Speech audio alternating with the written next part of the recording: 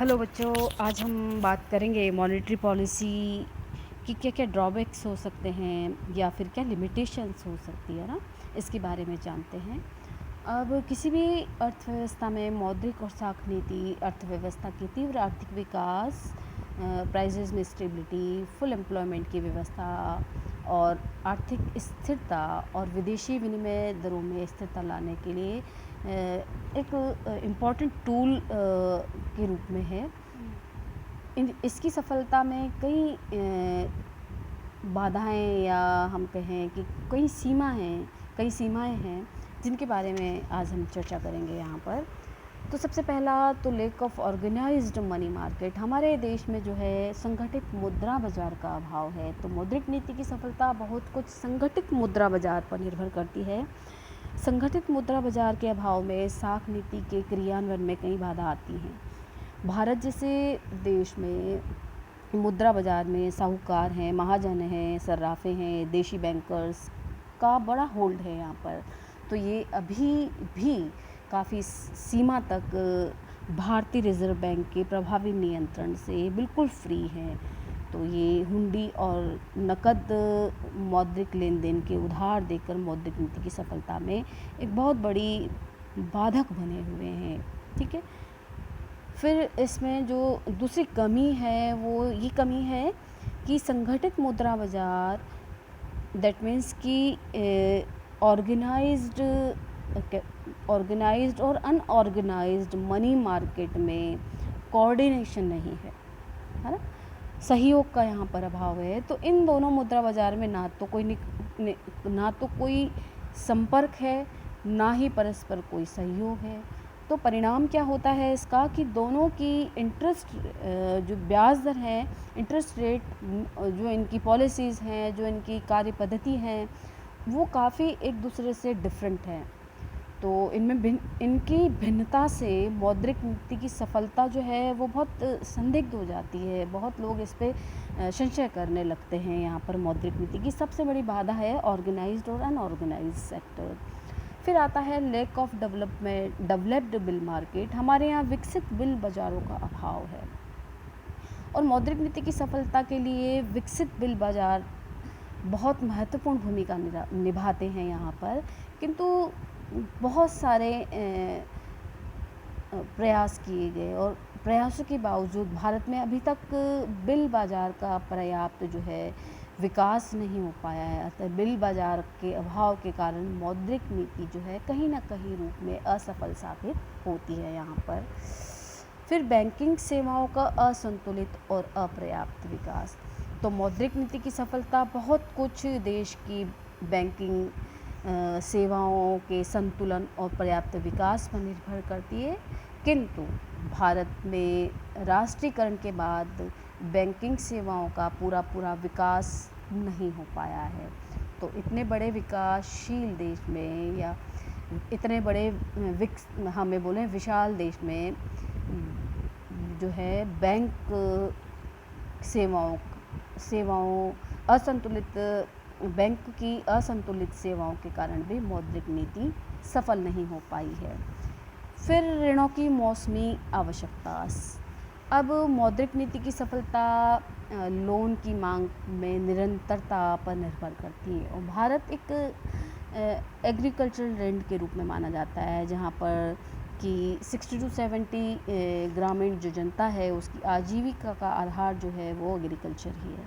तो कृषि में ऋणों की मौसमी मांग की प्रभुत्ता रहती है और अच्छे बुरे मानसून के साथ साथ बढ़ती और घटती रहती है। अतः रिजर्व बैंक ऑफ इंडिया में कृषि की मौसमी मांग को मद्देनज़र मौद्रिक नीति में परिवर्तन करता रहता है। फिर भी मौद्रिक नीति के क्रियान्वयन और सफलता में ये बहुत बड़ा बाधक बना हुआ है। फिर डाइवर्सिटी ऑफ इंटरेस्ट रेट। अब इंटरेस्ट रेट में डिफरेंट होना मौद्रिक नीति की सफलता की सबसे बड़ी सीमा है। भारत में संगठित मुद्रा बाजार व असंगठित मुद्रा बाजार की जो इंटरेस्ट रेट है वो अलग अलग है, इनमें भिन्नता पाई जाती है ना।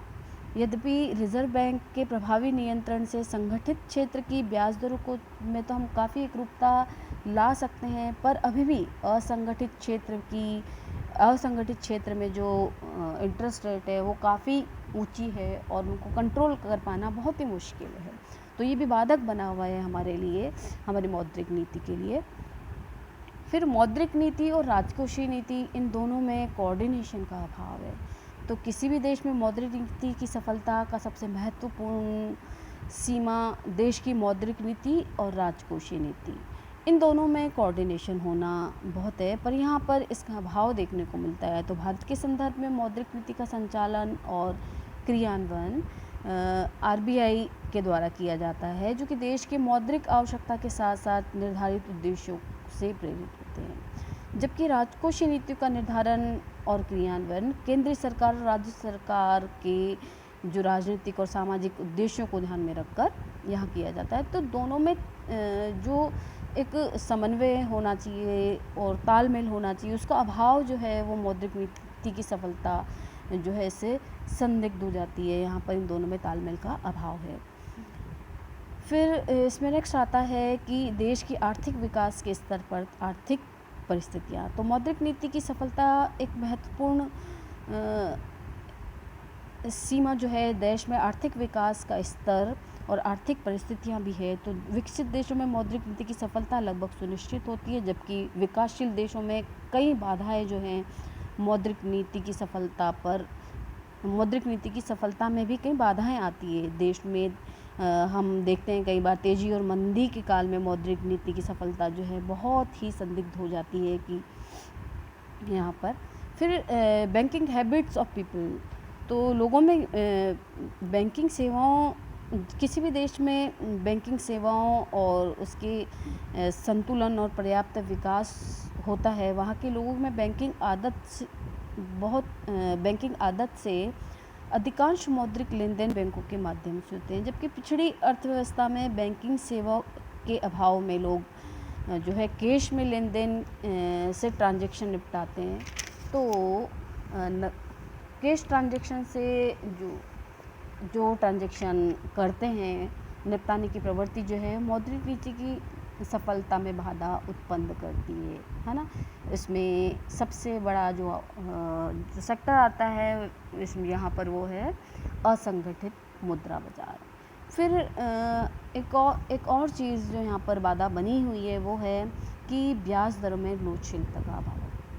अब जिस देश में असंगठित मौद्रिक क्षेत्र का बाहुल्य हो, लोगों में बैंकिंग आदतें कम हो, मुद्रा बाजार में भाग लेने वालों की संख्या सीमित हो, उस देश में ब्याज दरों में लोचशीलता का अभाव तो होगा ही।